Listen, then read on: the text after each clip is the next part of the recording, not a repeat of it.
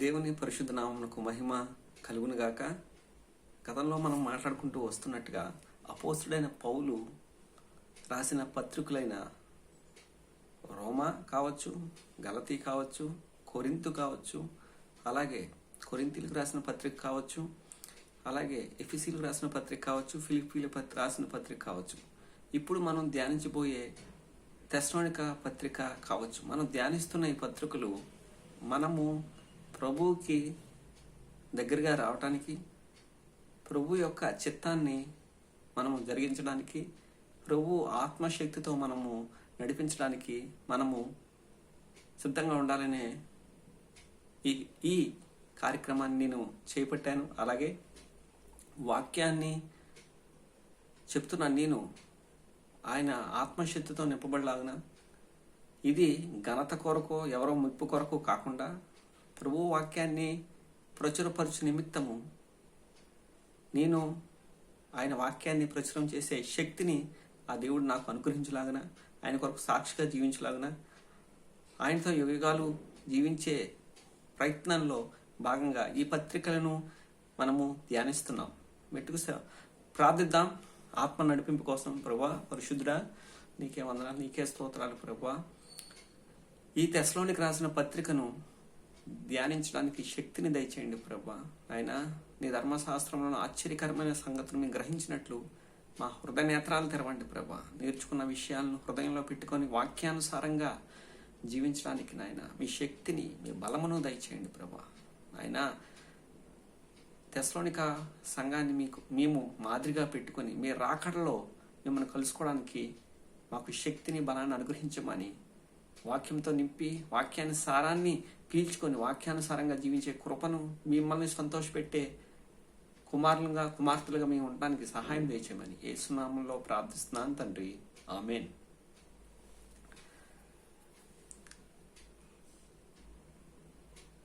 పౌలు గారు ఈ ఉత్తరాన్ని అనగా తెస్సలోనికి రాసిన పత్రికను ఎవరు రాశారు, ఈ పత్రికను ఎక్కడి నుంచి రాశారు, ఎప్పుడు రాశారు, ఎందుకోసం రాశారు, ముఖ్య ఉద్దేశం ఏంటి, ఇవన్నీ మనము తెలుసుకోవాలి పత్రికలోకి వెళ్లే ముందు. మొదటి తెస్సలోనిక పత్రిక ఎవరు రాశారు? అపోస్తలుడైన పౌలు. ఎప్పుడు రాశారు? క్రీస్తు శకం 52లో రాశారు. ఎక్కడి నుంచి రాశారు అంటే కొరింథు పట్టణంలో ఉన్న సంఘం నుంచి ఈ పత్రికను, అనగా అకుల, ప్రిస్కిల్లాతో పాటు పౌలు గారు ఉంటున్న సమయంలోనే పౌలు గారి ఉత్తరాన్ని రాసినట్లుగా మనము చూస్తాం. అయితే ఇది ఎవరితో ఇచ్చి పంపించారు అని మనం చూసినట్లయితే ఖచ్చితంగా ఇన్ఫర్మేషన్ అయితే లేదు, కానీ అపోస్తలుడైన పౌలే ఆ సంఘానికి ఉత్తరం రాసినట్లుగా మనం చూస్తాం. పౌలు గారు ఏ ఉత్తరం రాసినా అనగా దాంట్లో ముఖ్య ఉద్దేశము అనేది ఉంటుంది. అది మనము సహజంగా మనం చూస్తాం. అయితే ఈ తెస్సలోనిక రాసిన పత్రికకు ఒక ప్రాముఖ్యమైన సంగతి ఉంది. అదేంటనగా సహజంగా పౌలు గారు రాసిన ఉత్తరాలన్నిటిలోనూ మొదటిగా రాసిన ఉత్తరాల్లో, బాగా వినండి, మొదటిగా రాసిన ఉత్తరాల్లో గలతీ పత్రిక మొదటిగా రాసిన పత్రికగా అని చెప్తూ ఉంటారు. ఎక్కువ మంది బైబిల్ పండితులు చెప్పిన మాట ఏంటి అంటే గలతీలకు రాసిన పత్రికే మొదటగా పౌలు గారు రాసిన పత్రికగా వారు ఉపద్ఘించారు, చెప్పారు. దాని తర్వాత రాసిన పత్రిక ఏదైనా అంటే గలతీలు రాసిన పత్రిక మొదటి పత్రిక అని చాలామంది బైబిల్ పండితుల యొక్క అభిప్రాయం. కానీ పౌలు గారు రాసిన పత్రికల్లో మొదటిగా రాసిన పత్రిక కూడా ఈ తెస్సలోనిక రాసిన పత్రికే ఒకటి అని చాలామంది చెప్పడం జరిగింది. ఏదేమైనప్పటికీ పౌలు గారు రాసిన మొదటి ఉత్తరాల్లో ఈ తెస్సలోనిక పత్రిక కూడా ఉండటం ఒక విశేషం. అంటే పౌలు గారు మొట్టమొదటిగా రాసిన పత్రిక గలతీ పత్రిక అనుకుంటే, గలతీలకు రాసిన పత్రిక అనుకుంటే, ఆ తరువాత రాసిన పత్రికగా ఈ మొదటి తెస్సలోనికీయులకు రాసిన పత్రిక మనకి కనిపిస్తుంది. ఈ పత్రిక యొక్క ముఖ్య ఉద్దేశం అంటేగా పౌలు గారు ఏ ఉత్తరము రాసినా ఆ ఉత్తరానికి ఒక ముఖ్య ఉద్దేశం ఉంటుంది. ఉదాహరణకు గలతీయులకు రాసిన పత్రిక మనం చూసినట్లయితే, లేదా ఫిలిప్పీలకు రాసిన పత్రిక మనం చూసినట్లయితే, లేదా కొరింథీయులకు రాసిన పత్రిక, మనం ఏ పత్రికను చూసినట్లయితే ఒక ముఖ్య ఉద్దేశం అనేది పత్రికలో మనకు కనిపిస్తుంది. ఉదాహరణకు ఫిలిప్పీలకు రాసిన పత్రిక అనుకుంటే, పౌలు గారు ఫిలిప్పీలకు రాసిన పత్రిక యొక్క ముఖ్య ఉద్దేశం ఏంటి అని మనం చూసినట్లయితే, పౌలు గారు రోమాచెరలో ఉంటారు.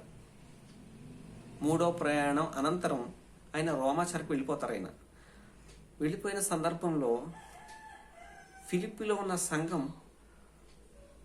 ఎపఫ్రోదితును పిలిచి, ఎపఫ్రోదితు మన ఆత్మీయ తండ్రి గారు పౌలు గారు చెరలో ఉన్నారు అని చెప్పి ఆయనకి కొన్ని వస్తువులు, అవి ఎక్కడి నుంచి అంటే కొని తెచ్చారా, వాళ్ళ ఇంట్లోంచి ఇచ్చారా అనేది తెలియదు, కానీ కొన్ని వస్తువులు సంఘమే సిద్ధపరిచి ఎపఫ్రోదితు చేతికి ఇచ్చి, ఎపఫ్రోదితు నువ్వు రోమాలో ఉన్న మన ఆత్మీయ తండ్రి గారి దగ్గరికి వెళ్ళాలయ్యా, ఆయన్ని పరామర్శించాలయ్యా, ఆయన ఎలా ఉన్నారో చూసి రావాలయ్యా, ఆయనకున్న అవసరతలు ఏంటో నువ్వు తెలుసుకోవాలయ్యా, ఇగో ఈ వస్తువులన్నిటినీ నీ చేతికి ఇస్తున్నాం, నువ్వు వెళ్ళి ఒక్కసారి పౌలు గారిని దర్శించిన ఆయనే గనక మన మధ్యకు వచ్చి ప్రాణాలకు తెగించి మనకి సువార్తకు చెప్పకపోతే మనం క్రీస్తు గురించి తెలుసుకొని ఉండేవాళ్ళం కాదు నాయన. ఎపఫ్రోదితు నువ్వు వెళ్ళాలయ్యా, రోమాకి వెళ్ళాలయ్యా, ఆ రోమా చెరలో ఉన్న మన ఆత్మీయ తండ్రిని చూసి రావాలయ్యా, ఈ వస్తువులన్నిటినీ తీసుకువెళ్ళు నాయన అని చెప్పి సంఘమే ఎపఫ్రోదితు చేతికి ఆ వస్తువులన్నిటినీ ఇచ్చి ఎక్కడి నుంచి పంపిస్తున్నారు అంటే మాసిదోనియాలోని ఒక మాసిదోనియా దేశంలోని ముఖ్య పట్టణమైన ఫిలిప్పి పట్టణం నుంచి సంఘస్థుల చేత పంపించబడుతున్న వాడే ఈ ఎపఫ్రోదితు. ఈ ఎపఫ్రోదితు ఎక్కడికి వెళ్తారు అంటే పౌలు గారి దగ్గరికి వెళ్ళడం, చెరలో ఉన్న పౌలు గారిని కలుసుకొని పౌలు గారి దగ్గరికి వెళ్ళినంటే పౌలు గారు ఎంతగానో సంతోషపడడం, పౌలు గారు ఎపఫ్రోదితు వచ్చేందుకు ఎంతగానో సంతోషపడతారు. వస్తువులన్నీ చూస్తాడు, ఈ వస్తువులన్నీ చూసిన తర్వాత ఆనందపడతాడు, సంతోషపడతాడు. నన్ను ఎంతగా ప్రేమించిన సంఘం అని చెప్పి పౌలు గారు ఎంతగానో అబ్బురపడిపోతారు. నా గురించి ఇంతగా ఆలోచించి నా గురించి ఇంతగా పట్టించుకుని ఎక్కడో ఉన్న నా కొరకు వీళ్ళు ఇంతగా వారు నన్ను ఇంతగా ప్రేమించారని ఆనందపడిపోతాడు, ఉప్పొంగిపోతాడు ఆయన. కారణం ఎక్కడండి రోము, ఎక్కడండి ఫిలిప్పి, ఎన్నో వందల మైళ్ళ దూరం ప్రయాణం చేసి వాళ్ళ ప్రేమను, వాళ్ళ దాతృత్వాన్ని, వాళ్ళ త్యాగాన్ని అర్థం చేసుకున్న పౌలు ఎంతగానో సంతోషిస్తాడు.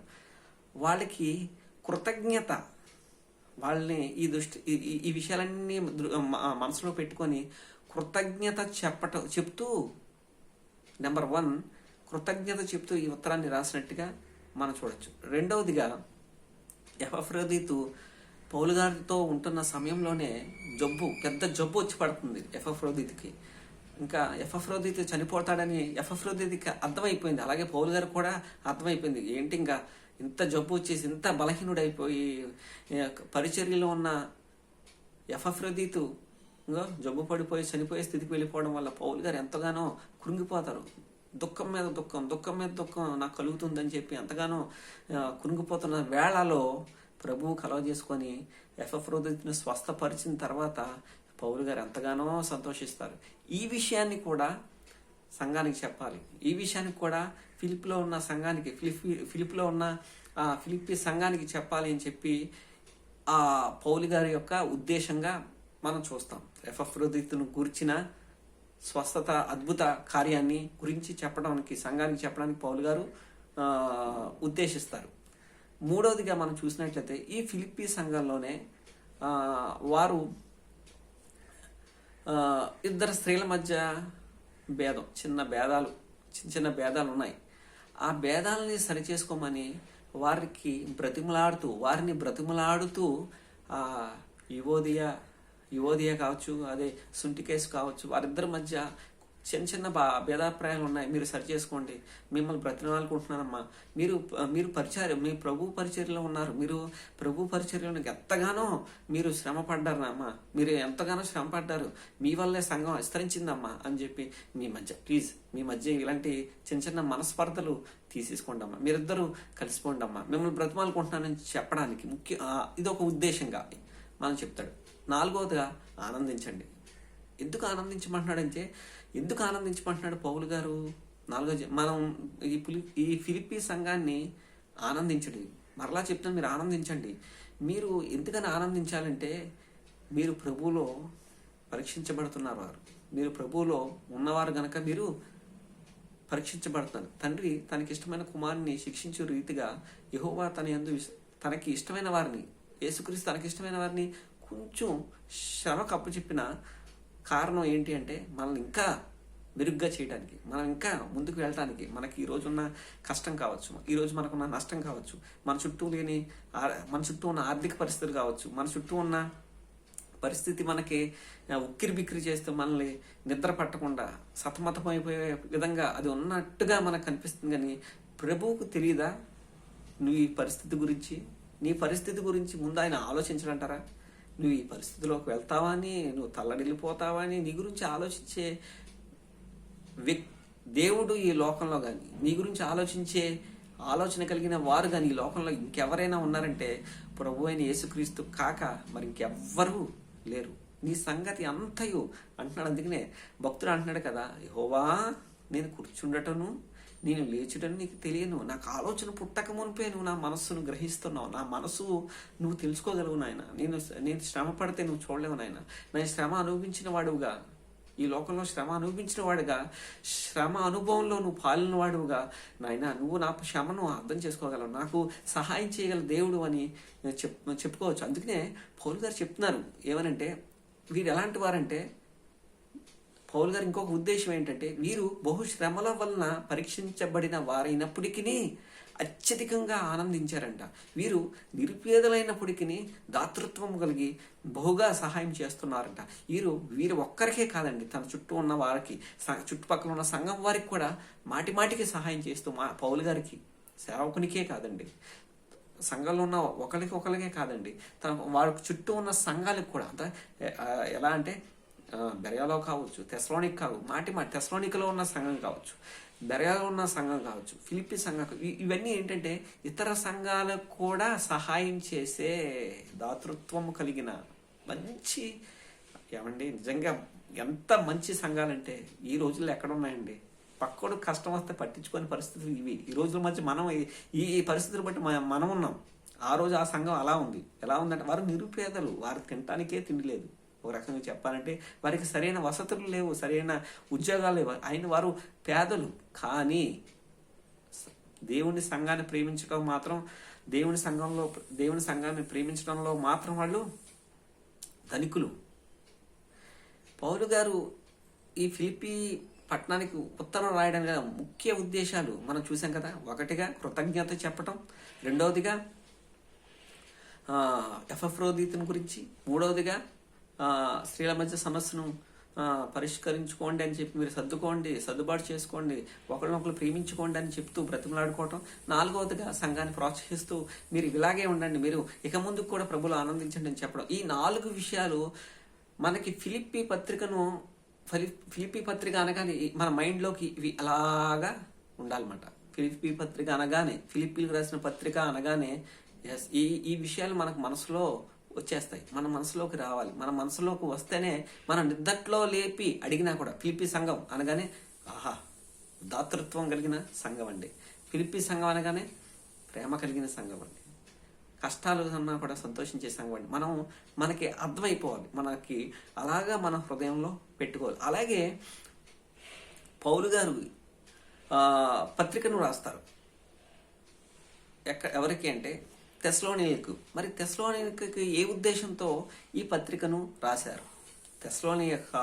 తెస్సలోనికకు ఉన్న సంఘానికి ఏ ఉద్దేశంతో పౌలు గారు ఈ ఉత్తరం రాశారు అని మనం చూస్తే, మొదటిగా ఈ ఉత్తరాన్ని రాసే ముందు మనం చూడాల్సింది ఈ ముఖ్య ఉద్దేశాన్ని చూసే ముందు ఈ తెస్సలోనిక సంఘానికి ఉన్న ఒక గొప్ప స్థనము, ఒక గుడ్ క్వాలిటీ అనేది మనం చూడాలి. పౌలు గారు మన ముఖ్య ఉద్దేశానికి చూసే ముందు మొదటగా ఒక మంచి విషయాన్ని తెస్సలోనిక సంఘం గురించి తెస్సలోనికలో ఉన్న సంఘం గురించి, ఆ తర్వాత ఏ సందర్భంలో పౌలు గారు ఈ పత్రికను రాశారో దాని గురించి, ఆ తర్వాత ముఖ్య ఉద్దేశం, ఈ మూడు మనం మనసులో పెట్టుకున్నట్టయితే మనం పత్రికను క్షుణ్ణంగా అర్థవంతంగా ప్రభు రాకడకు సిద్ధపాటు కలిగి ప్రభు రాకడలో మనం నిందారహితంగా ఉండగలుగుతాం. మొదటిగా వారికున్న గుడ్ క్వాలిటీ, తెస్సలోనిక సంఘానికి ఉన్న ఒక మంచి లక్షణం. నువ్వు నేను నేను క్రీస్తుని విశ్వసించానండి. ఎప్పుడు విశ్వసించాను? నేను శ్రమలో ఉన్నప్పుడు. నాకు ఉద్యోగం లేదు, ప్రభువా నాకు ఉద్యోగం లేదు, ప్రభువా నాకు ఉద్యోగం లేదా, నాకు వ్యాపారంలో దీవెన లేదు, ప్రభువా నాకు వ్యాపారం, నాకు ఆరోగ్యం బాగలేదు, నాకు ఆరోగ్యం, నువ్వు ఆరోగ్యం ఇస్తే నేను నమ్ముకుంటా, నీ చిత్తానుసారంగా చేస్తా అని మనం సహజంగా నాకు కూతురికి పెళ్ళి అవ్వట్లేదు, నా కూతురికి పెళ్ళి అయితే నేను క్రీస్తులోకి బలంగా ఆయన నమ్ముకుంటాను, బలంగా ఆయన సేవ చేస్తాను. మనం ఏదో ఒకటి ఈవిని ఆశించి మనం నమ్ముకున్నట్టుగా, లేకపోతే మనకి జరిగిన మేలుని బట్టి మనం క్రీస్తుని నమ్ముకున్నట్టుగా మనం నమ్ముకున్న వారు మనం సహజంగా చూస్తూ ఉంటాం. నువ్వైనా నేనైనా అందరం ఎవరో ఒకరు నమ్ముకున్నట్టుగా మనం చూస్తాం. ఎన్నో సాక్ష్యాలు మనం వింటున్నాం. కానీ ఈ తెస్సలోనికలో ఉన్న సంఘం ప్రభువుని ఏ విధంగా విశ్వసించింది అని అంటే, ఆ సంఘం యొక్క పరిస్థితి మనం తెలుసుకోవాలి. రండి వెళ్ళిపోదాం. ఎక్కడికి? తెస్సలోనికలు రాసిన పత్రిక తెస్సలోనిక రాసిన మొదటి పత్రికను మనం చూద్దాం. తెస్సలోనిక రాసిన మొదటి పత్రిక 1వ అధ్యాయం 6వ వచనం చూద్దాం.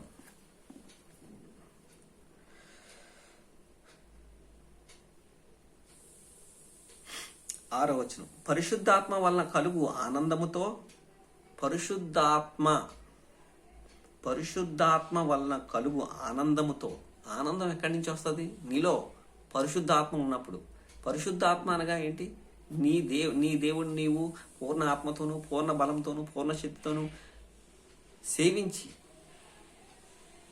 ఆయన చెప్పిన మాట ప్రకారం నడుచుకుంటూ ఆయనతో సహవాసం కలిగి ఉండటమే పరిశుద్ధాత్మ.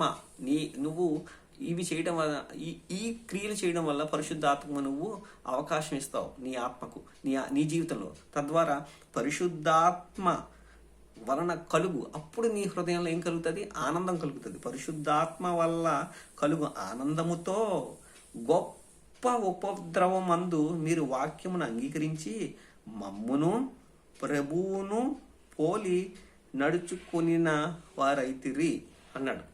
గొప్ప ఉపద్రవము అంటున్నాడంటే ఏం జరిగింది? తెస్సలోనికలో ఉన్న వీరు ఏంటి? గొప్ప ఉపద్రవంలో అంటే గొప్ప ప్రమాదంలో, లేకపోతే గొడవ ఇబ్బంది, గొప్ప ఉపద్రవంలో మీరు ప్రభువుని నమ్ముకున్నారు. పరిశుద్ధాత్మ ఇందులో ఆనందంతో ప్రభువుని ఏంటంటున్నాడు? ప్రభువుని పరిశుద్ధాత్మ వల్ల కలుగు ఆనందంతో గొప్ప ఉపద్రవం అందు మీరు వాక్యము అనగా దేవుని మాటను అంగీకరించి మమ్మును ప్రభువును మాత్రమే ముందు వారిని వారు అంటే పౌలు గారు, తిమోతి, శీల కదా, ఈ ముగ్గురే కదా సెకండ్ జర్నీలో తెస్సలోనిక వెళ్తారు. పోలి నడుచుకున్న వారి తిరిగి. కాబట్టి మాసిదోనియాలోను అకయాలోను విశ్వాసులందరికీ మాదిరి అయితిరి. ఏంటంటండి? హింసలోన, కష్టంలోన, శ్రమలోన, ఇబ్బందిలోన, వేదనలోన, వ్యధలోన, కష్టంలోన, కన్నీటిలోన, అప్పుడు వాళ్ళకి అర్థం కాని పరిస్థితిలోన ప్రభువుని విశ్వసించింది. పౌలు గారు తెస్సలోనిక పట్టణంలో ఉన్న 3 వారాలు కూడా పౌలు గారికి కంటి మీద కునుకు లేకుండా చేశారండి ఆ యూదులు ప్రభు వాక్యాన్ని ప్రచురం పరుస్తున్నందుకు పౌలు గారి మీదకి దొమ్మిగా వచ్చేశారు.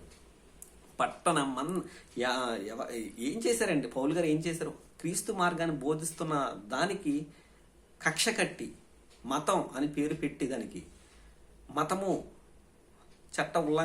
మత చట్ట ఉల్లంఘన చేస్తున్నాడని చెప్పి పని పాటలు లేని కొందరిని అల్లరి మోకని గుంపు కూర్చి అల్లరి మోకని గుంపుని సమకూర్చుకొని వీళ్ళందరూ యూదులు అసూయతో, కక్షతో, విషపు చూపుతో అక్కడ పరిశుద్ధాత్మ కార్యం జరుగుతుండగా అనేక మంది క్రీస్తులోకి వస్తుండగా ఓర్వలేక మతం పోతుందని, మా సంఖ్య తగ్గిపోతుందని, యూదుల సంఖ్య తగ్గిపోతుందనే కారణం కావచ్చు. మతానికి వచ్చిన ముప్పని వాళ్ళు గ్రహించి, మతానికి ఏం ముప్పు వస్తుంది, మనసు మార్చుకోమని దేవుడు చెప్తుంటే వాళ్ళు మత్సరంతోనూ అసూయతోనూ నిండుకొని మత పిచ్చితో పౌలు గారి మీదకి వచ్చేసారండి. పౌలు గారి మీదకి రావడం కాదు, పౌలు గారు అక్కడ కనిపించకపోవడం వల్ల యాసోనును పట్టుకున్నారు. పౌలు గారి బంధువుడైన యాసోనును పట్టుకున్నారు. కొందరు సహోదరులను పట్టుకున్నారు. వారు మాత్రం పౌలు గారు, శీల గారు ఎక్కడున్నారో కూడా కనీసం చెప్పలేదు. 3 వారాల పరిచర్యకే వారు పౌలు కోసం, శీల కోసం, తిమోతి కోసం తమ ప్రాణాలు కూడా పెట్టడానికి సిద్ధమైపోయారండి. సంఘంలో మూడు విశ్రాంతి దినాలు, 3 ఆదివారాలు వాళ్ళు వాక్య పరిచర్య చేసినప్పుడు వాళ్ళందరూ ఎవరెవరు మారారు అని అంటే, యూదుల్లోంచి కొందరును, భక్తిపరులైన గ్రీకు దేశస్తుల్లో చాలా మంది, వీళ్ళందరూ కూడా రోమన్ సిటిజన్స్, మామూలు వాళ్ళు కాదు. అలాగే ప్రముఖులైన స్త్రీల్లో అనేకులు పౌలుతోనూ, శీలాతోనూ, తిమోతిని కలుసుకున్నారు. వారు క్రీస్తులో వారు చెప్తున్న వాక్యం అలా ఉందా లేదని పరిశీలన చేశారు, తెలుసుకుంటే అవును పౌలు గారు చెప్పింది కరెక్టే అని చెప్పి యేసే క్రీస్తుని ఒప్పుకుని వారు సంతోషిస్తున్న సమయంలో యూదులు మచ్చరపడి కక్షతో పౌలు గారిని చంపేద్దాం, అల్లరి గుంపు రౌడీస్ని వెంట పెట్టుకుని వచ్చి ఆ పౌలు గారి మీద పడిపోవడానికి యాసోను ఇంటి మీద పడిపోయారండి. యాసోను కొందరు సహోదరుల్ని వాళ్ళని బెదిరించినప్పటికీ, ఎక్కడున్నాడు చెప్పు, ఆడేడి వచ్చారు కదా, సువార్త చేస్తున్నారు కదా, వాడు ఎక్కడున్నాడు, ఆడికి నువ్వు ఆశ్రయం ఇచ్చావు కదా, ఆడిని దాచిపెట్టావు కదా, మీరందరూ కలిసి పట్టణాన్ని నాశనం చేసేస్తారా, ప్రభుత్వం మీద తిరుగుబాటు చేస్తారా, మీ మీద మతం కేసు పెడతాం, మిమ్మల్ని ఈడ్చుకుని వెళ్తామని చెప్పి యాసోనును ఆ లోకల్గా ఆ తెసలోనికా పట్టణంలో ఆయన పట్టణస్థుడైన ఆయన గృహం అక్కడే ఉంది. అందరి ముందు యాసోనును కొందరు సహోదరులని కూడా వాళ్ళు ఈడ్చుకొని తీసుకెళ్లేదండి, లాక్కెళ్ళిపోయారండి కింద బరా ఈడ్చుకెళ్ళిపోయి అధికారుల దగ్గరకు తీసుకెళ్లి పాడేశారు. ఈడ్చుకెళ్ళిపోయారండి. ఎంత దూరం ఈడ్చుకెళ్లారో తెలియదు కానీ వాళ్ళు ఒకటి అయితే ఈ ఈడ్చుకెళ్లే సందర్భంలో మధ్యలో ఏదైనా చేయొచ్చు. వాళ్ళ కోపం, వాళ్ళ అల్లరి, వాళ్ళ దుర్మార్గం ఎంతకైనా వాళ్ళు తెగించేసేవాళ్లే. వాళ్ళ తీసుకున్న మధ్యదారిలోనే రాళ్ళతో పొడి చేయొచ్చు, ఏదైనా చేయొచ్చు. కానీ వీళ్ళు మా ప్రాణాలైనా పోగొట్టుకుంటాం కానీ, పౌలు గారు ఎక్కడున్నారో కానీ, తిమోతి ఎక్కడున్నాడు కానీ, శీల ఎక్కడున్నారు కానీ మేము చెప్పనని చెప్పి ఏంటి 3 వారాల ఉపన్యాసానికి క్రీస్తు మార్గాన్ని ప్రచురించిన ఆత్మీయ తండ్రిని మేము పోగొట్టుకోం. నేను ఎంతకాలం నుంచి వింటున్నాం వాక్యం, ఎంతకాలం నుంచి మనం ప్రభు మనకు చెప్పాడు, సర్వలోకానికి వెళ్ళి సర్వ సృష్టికి సువార్తను ప్రకటించండి అని చెప్పి, మీరు నన్ను అనేక మంది నాకు శిష్యులుగా చేయండి అని. మరి మనం ఎంతమందికి ఎన్ని సంవత్సరాల నుంచి వాక్యం అంటున్నాం, ఎన్ని సంవత్సరాల నుంచి మనం పరిచయం చేస్తాం. నేను ఏం చేయాలి, నేను యేసుక్రీస్తు కోసం ఎంతగా పరిచయం చేయాలి. వాళ్ళు 3 వారాలకి విన్నందుకు ప్రాణాన్ని లెక్క చేయలేదు. 3 వారాలు వారు వాక్యం విన్నందుకు వాళ్ళ ప్రాణాన్ని వాళ్ళు ప్రియంగా ఎంచుకోలేదు. ప్రాణాలైనా పోగొట్టుకుంటాం కానీ మా ఆత్మీయ తండ్రిని పోగొట్టుకో అని చెప్పి వాళ్ళు సిద్ధపడిపోయారండి. చెప్పలేదు. గొప్ప హింస, గొప్ప ఉపద్రవం, గొప్ప కష్టం, గొప్ప వేదన. ఆ సమయంలో వీరు తెస్సలోనికలో ఉన్నవారు ఘనులు నిజంగా వాక్యాన్ని అంగీకరించారు మంచి మనసుతో. ఆ తర్వాత జామీన్తో వాళ్ళు బయటికి రావడం జరిగింది. అదే అంటున్నాడు, ఈ విషయాన్ని జ్ఞాపకం చేస్తూ పరిశుద్ధాత్మ వల్ల కలుగు ఆనందంతో ఎప్పుడైతే మేము వాక్యాన్ని మీకు ప్రచురం చేశామో మీరు అంగీకరించారు. ఆ వాక్యము మాలోంచి వచ్చిందని కాకుండా దేవుడే మీతో చెప్పిస్తున్నట్లు మీరు అంగీకరించారు. కాబట్టే గొప్ప ఉపద్రవం మందు మీరు వాక్యమును అంగీకరించి మమ్మును ప్రభువును పోలి నడుచుకునే వారైతిరి. యేసుక్రీస్తు కూడా అంతే, తన ప్రాణాన్నైనా పోగొట్టుకోవడానికి సిద్ధపడ్డారు కానీ ఏ ఒక్కరు నశించుకోవడం ఆయనకి ఇష్టం లేదు. వీరు కూడా అంతే, ప్రభువును పోలి నడుచుకున్నారండి. నా ప్రాణాలైనా పోగొట్టుకుంటాం కానీ పౌలును పోగొట్టుకోము, పౌలు ఎక్కడ ఉన్నాడు చెప్పమని చెప్పి వీళ్ళు చెప్పడం జరిగింది. అద్భుతం. ఇది అందుకే కాబట్టి మాసిదోనియాలోను అకయాలోను విశ్వాసులందరికీ మాదిరి అయితిరి. అకయ అనగా ఏథెన్సు, కొరింతు. ఈ సంఘం ఎలాంటి సంఘం అంటే మాదిరి గల సంఘం. అలాగే పౌలు గారు ఈ ఉత్తరాన్ని రాయడానికి ప్రత్యేకమైన సందర్భం ఏంటి? ఈ ఉత్తరము తెస్సలోనికీయులకు రాసిన పత్రిక రాయడానికి గల ముఖ్య సందర్భం ఏంటి, ఉద్దేశం, తర్వాత ముందు ఏ సందర్భంలో ఇది రాశారు, పౌలు గారు ఏ సందర్భంలో ఈ ఉత్తరం రాశారంటే, పౌలు గారు సెకండ్ జర్నీలో మాసిదోనియాలో ఉన్న ఫిలిప్కి వస్తారు. ఫిలిప్ నుంచి తెస్సలోనిక వస్తారు. తెస్సలోనిక నుంచి బెరయాకి వెళ్తారు. బెరయా నుంచి ఏథెన్స్కి వెళ్ళిపోతారు. ఏథెన్స్ నుంచి కొరింథీకి వస్తారు. మనం చూస్తాం యూదులు మత్సరంతో ఫిలిప్పులో పరిచయం చేస్తున్నప్పుడు వాళ్ళు అక్కడ మచ్చరపడి పౌలుని, శీలాని, తిమోతిని, ఫిలిప్ గారిని బాధ పెట్టేశారు. వారిని అక్కడ లూకా గారు ఫిలిప్లో ఉండిపోతారు. అయితే వీళ్ళు ముగ్గురు బయలుదేరి ఏథెన్స్లో అడుగుపెట్టి ఏథెన్స్లో వాక్యాన్ని వీళ్ళ ముగ్గురు బయలుదేరి తెస్సలోనిక వస్తారు. తెస్సలోనికలో వాక్యాన్ని ప్రచురం చేస్తున్నప్పుడు ఫిలిప్పులో ఉన్న యూదులు మత్సరపడి అక్కడికి అనగా ఫిలిప్పులో ఉన్న యూదులు వెంటాడేసి తెస్సలోనిక వచ్చి తెస్సలోనికలో ఉన్న క్రీస్తులోకి ఎవరైతే వచ్చారో వారిని, యూదుల్ని, అధికారుల్ని కలవర పెట్టేసి గోల చేసి దొమ్మి చేస్తున్నారు. వీరు అక్కడి నుంచి బెరయాకి వచ్చేశారు. బెరయాలో కూడా పౌలు వాక్యాన్ని ప్రకటిస్తుంటే అక్కడ కూడా అనేక మంది మారిపోయారండి. అనేక మంది క్రీస్తుని అంగీకరించారు. క్రీస్తు సొంత రక్షకునిగా అంగీకరిస్తున్న సమయంలో ఇప్పుడు తెస్సలోనిక నుండి కూడా బెరయాకు వచ్చి బెరయాలో విశ్వసిస్తున్న వారిని కావచ్చు, అలాగే అధికారులను కావచ్చు, పట్టణ అధికారులను కావచ్చు, కలవరము పెట్టేసి గలిబిలి సృష్టించి పౌలు గారిని చంపేద్దామని చెప్పి పన్నాగాలు పడుతున్నప్పుడు పౌలు గారిని అక్కడి నుంచి ఏథెన్స్కు పంపించేయడం, పౌలు గారు అక్కడి నుంచి ఏథెన్స్కు వెళ్ళిపోవడం, తిమోతి, శీల ఎక్కడ బెరయాలో నిలిచిపోవటం జరుగుతుంది. ఫిలిప్ గారేమో ఫిలిప్లో ఉండిపోతారు. లూకా గారేమో ఫిలిప్లో ఉండిపోతారు. బెరయాలో తిమోతి, శీల నిలిచిపోతారు, కొన్నాళ్ళు అక్కడ ఉంటారు. పౌలు గారు మాత్రం ఏథెన్స్కి వస్తారు. ఏథెన్స్లో వాక్య పరిచర్య చేసి కొరింథీకి వస్తారు. కొరింథీలో వాక్య పరిచర్య చేస్తున్న సమయంలోనే ఈ తిమోతి, శీల వస్తారు. అకుల, ప్రిస్కిల్లతో పౌలు గారు కలుసుకొని వారు కూడా దేవుని సేవలో పరిచారకులుగా పౌలు గారికి తోడేంటి అక్కడ వాక్య పరిచర్య చేస్తారు. 1.5 year మనం ఈ విషయాన్ని మనం మాట్లాడుకున్నాం. పౌలు గారు ఎక్కువ 1.5 year కొరింథీలో ఉంటారు. కొరింథీలో ఉన్న సమయంలోనే ఏథెన్సు అనగా ఈ అకాయలో పౌలు గారు ఉన్న సమయంలోనే తెస్సలోనికీయులకు రాసిన మొదటి పత్రికను పౌలు గారు రాస్తారు. అదే మనం ఇప్పుడు చూద్దాం రండి. ఎందుకని పౌలు గారు ఈ ఉత్తరం రాయడానికి ఏ సందర్భంలో రాస్తున్నారంటే, 3 వారాలు అక్కడ ఉన్నాను. ఓన్లీ తెస్సలోనికలో 3 వారాలు ఉన్నాను. వారి మధ్య వాక్యాన్ని ప్రకటించాను. వారు మంచి హృదయంతో వాక్యాన్ని అంగీకరించారు. నేను వెళ్ళాను, పట్టణాల్లో నుంచున్నాను, సమాజ మందిరంలో నుంచున్నాను, యేసయ్య క్రీస్తు అని నిర్మోహమాటంగా చెప్పాను. వారు మంచి హృదయంతో మంచి హృదయంతో ఆలోచించారు. వారు జ్ఞానులు గనక నేను చెప్పినది కరెక్టా కాదా అని లేఖనంలోని దృష్టాంతములు చూసి వారు నేర్చుకున్నారు. వారు అంగీకరించారు, బాగున్నారు. అయితే ఇప్పుడు వారు ఎలా ఉన్నారు? పౌలు గారికి ఉన్న ప్రత్యేకత ఏంటి అంటే, ఒక సంఘాన్ని స్థాపించిన తర్వాత, ఒక సంఘంలో వాక్య పరిచర్య చేసిన తర్వాత వాళ్ళు ఎలా ఉన్నారు? మంచి కాపరి తన గొర్రెలను కాస్తాడు. మంచి కాపరి గొర్రెలను ఫీడ్ చేస్తాడు. అలాగే పౌలు గారు, నేను వాక్యం ప్రచురం చేసి వచ్చాను, వారు నా కోసం ఇంత చేశారు. వారు ఎలా ఉన్నారు? ఇప్పుడు వారు విశ్వాసంలో స్థిరంగా ఉన్నారా లేదా? వారు విశ్వాసాన్ని కాచుకున్నారా లేదా? వారు స్థిరంగా ప్రభువుని నమ్ముకుంటున్నారా లేదా అని చెప్పి పౌలు గారికి యొక్క మనసులో ఇదే ఆలోచన.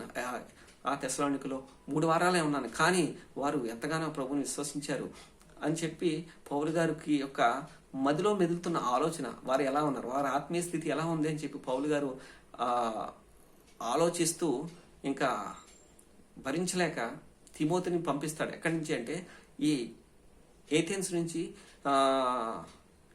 నుంచి పౌలు గారు తిమోతిని తెస్సలోనిక పంపించి అక్కడ సంఘం ఎలా ఉంది, సంఘ పరిస్థితులు ఎలా, సంఘం క్రీస్తులో స్థిరంగా ఉందా లేదా? తిమోతి వెళ్ళినాయన, వెళ్ళి చూసిరాయన అక్కడ ఎలా ఉందో సంఘం అని చెప్తే తిమోతి గారు ఆ సంఘానికి వెళ్ళి ఆ సంఘము పౌలు గారు ఆశించినట్టుగానే విశ్వాసంలో స్థిరంగాను ప్రేమలో అభివృద్ధి పొందుతూ విశ్వాసంలో అనేక మందికి మాదిరిగా ఉండే ఆ సంఘంగా అక్కడ తెస్సలోనికలో ఉన్న వారందరినీ తిమోతి చూసినప్పుడు సంతోషపడ్డాడు. అదే సమాచారం మళ్ళీ తిమోతి తిరిగి ఏథెన్స్కి వస్తాడు. కొంతకాలం వాళ్ళ దగ్గర పరిచర్య చేసి వాళ్ళని హెచ్చరించి వాళ్ళని స్థిరపరిచిన తరువాత తిమోతి తిరిగి మళ్ళీ ఏథెన్స్కి వస్తాడు. ఏథెన్స్లో పౌలు గారిని కలుస్తాడు. పౌలు గారు చూస్తాడు, తిమోతి వెళ్ళావు కదా, అక్కడ ఎలా ఉంది సంఘం? ఆత్మీయ తండ్రి కదండి, ఆ సంఘాన్ని కట్టాడు కదండి, ఎంతో కష్టంతో ఎంతో భారంతో ప్రాణానికి తెగించి ఆ సంఘాన్ని స్థాపించాడు కదండి. తిమోతిని అడుగుతాడు, తిమోతి ఎలా ఉంది ఆయన, అక్కడ సంఘం ఎలా ఉంది, సంఘంలో ఉన్నవారు ఎలా ఉన్నారు అని చెప్పంటే పౌలు గారు అడిగినప్పుడు తిమోతి ఇచ్చిన రిపోర్ట్ ఏదైతే ఉందో పౌలు గారికి బహు సంతోషాన్ని పుట్టించిందండి. నేను కూడా మనం దేవునికి సంతోషం పెట్టేవారుగా ప్రతి వారం వాక్యం వింటున్నాం, ప్రతి వారం దేవునితో నడుస్తున్నాం, ప్రతి నిమిషం దేవునితో ఉంటున్నాం కాబట్టి మనం దేవుడిని సంతోషపెట్టే దేవుని క్రియల్లో చూపించేలాగా నాయన మనము ప్రతి ఒక్కరము కూడా క్రీస్తుకు దగ్గరగా నడిచేవారుగా నేను ఉండాలనే ప్రభువు నిన్ను నన్ను చూసినప్పుడు ప్రభు సంతోషించాలి అనేది ఆయన ఆశ. ఆ ఆశను మనం తీర్చాలి. పౌలు గారు ఎంతో సంతోషపడిపోయారు. ఆ తర్వాత ఈ ఉత్తరాన్ని రాస్తున్నారు. తిమోతి అక్కడికి వెళ్ళి అక్కడి నుంచి మంచి రిపోర్టు తీసుకుని వచ్చి పౌలు గారికి చెప్పినప్పుడు ఏథెన్స్లో అప్పుడు ఆ కొరింథీ నుంచి పౌలు గారి ఉత్తరాన్ని, మొదటి తెస్సలోనికి రాసిన ఉత్తరాన్ని రాసి పంపిస్తారన్నమాట. అయితే ఇంత ఉంది, మనం ఒకసారి అది చూద్దాం రండి. అదే మాటను కాబట్టి ఇక సహింపజాలక ఏథెన్స్లో మేము ఒంటిగా నైనను ఉండుట మంచిదని ఎంచి ఈ శ్రమల వలన ఎవడనూ కదిలింపబడకుండానట్లు మిమ్మల్ని స్థిరపరచుటకును మీ విశ్వాస విషయమే మిమ్మల్ని స్థిరపరచాలి. మొదటగా ఎవడనూ మిమ్మల్ని కదిలింపకుండానట్లు మిమ్మల్ని స్థిరపరచుటకును మీ విశ్వాస విషయమై మిమ్మల్ని హెచ్చరించుటకును మన సహోదరుడును క్రీస్తు సువార్త విషయంలో దేవుని పరిచారకుడైన తిమోతిని పంపితేమి. మేము మీ వద్ద ఉన్నప్పుడు మనము శ్రమ అనుభవించవలసి ఉన్నదని మీతో ముందుగా చెప్పితేమి కదా, అలాగే జరిగినది. ఇది మీకును తెలియను. అట్టి శ్రమలను అనుభవించుటకు మనము నియమింపబడిన వారమని ఎరుగుదురు. ఇందుచేత నేను ఇకను సహింపజాలక తట్టుకోలేకపోతున్నాను. మీరు ఎలా ఉన్నారు? శోధకుడు మిమ్మను ఒకవేళ శోధించినేమో అనియు మా ప్రయాసం వ్యర్థమైపోయినేమో ఆయన మీ విశ్వాసమును తెలుసుకున్న వాళ్ళని. మీరు ఎలా ఉన్నారు? మీ విశ్వాసం స్థిరంగా ఉన్నారు లేదా? శోధకుడు ఒకవేళ శోధన వచ్చినప్పుడు మీరు తొలగిపోయారేమో విశ్వాసం నుంచి అని చెప్పి బాధతో నేను సహించలేకపోయాను. అందుకనే మా ప్రయాసము మీ ఇంత కష్టంతో ప్రాణాలు తెగించి మేము చేసిన ఈ ప్రయాసలో వాక్య పరిచర్యలో మీ విశ్వాసము తెలుసుకున్న వాళ్ళని